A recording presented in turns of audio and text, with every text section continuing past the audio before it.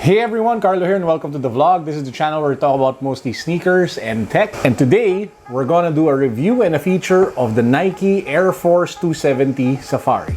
If you haven't subscribed to the channel yet, make sure that you do so, primarily because we're giving away a really nice Xiaomi desk lamp. It's a really cool looking desk lamp that you can control with your smartphone. So I suggest you guys subscribe to the channel, and we'll put a link down below in the info section on how you can join. So what's the story behind this sneaker? Well, at least my story. Well, primarily this is one of the sneakers that I bought mainly because it really just looked crazy and it really looked nice. And to be honest, I really wanted to try out this massive air unit on the back and how it felt. But eventually, after paying for it in Titan and then bringing it home and taking it out of the box, this is the kind of shoe that you realize, how the heck am I going to dress this up? How the heck am I going to wear it? I mean, seriously, this is probably the only shoe in my collection that has safari print on the sides and giant loud orange accents that look like air bubbles at the back and bright orange at the upper. So this is a shoe that just screams. Heck, even the Adidas Profure Rogue that we just recently reviewed, which I'll put also a link down below, is more subtle compared to this one. I mean, seriously, just look at how loud the orange is on the Air Force 270s versus the more subdued Adidas Profure Rogue. So why did I like the shoe? Two things. Number one, it's really all about this air bubble here at the bottom. And number two, the shoe just has so much personality, so much flavor, and it really just pops.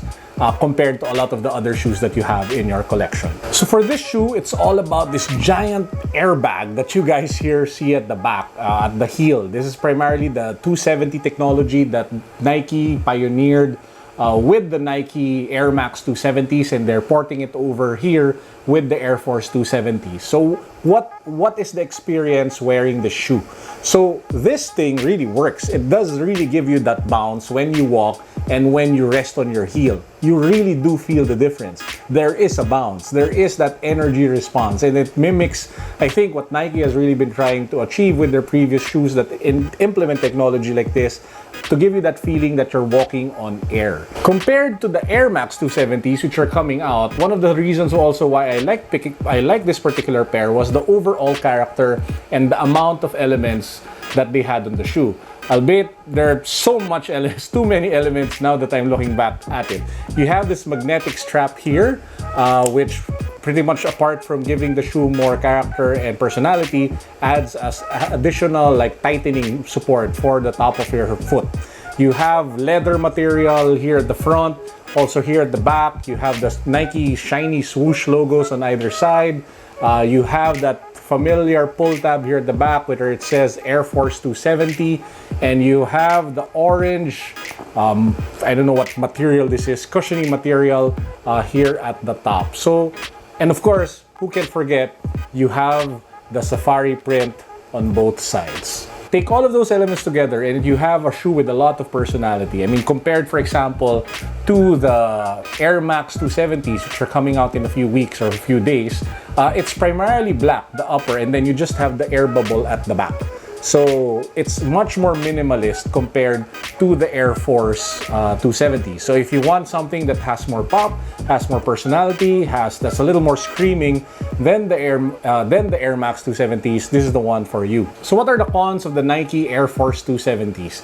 Three things. Number one, the black leather creases easily. Annoying.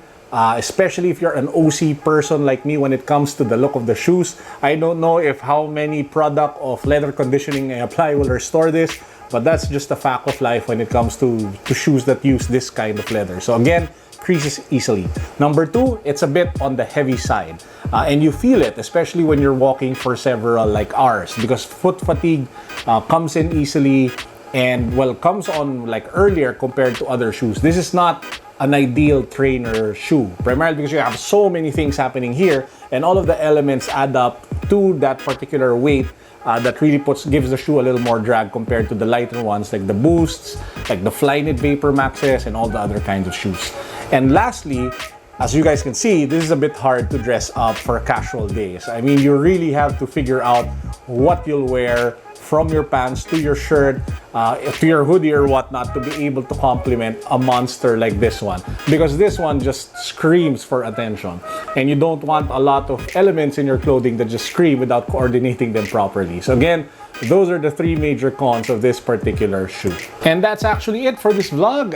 Very quick, very simple. Pick this pair up from Titan in Shangri-La. They were selling it for I think 8,000 pesos. With the Titan Player Club discount, you can probably get it off at 10%, knocking down the price to 7,200.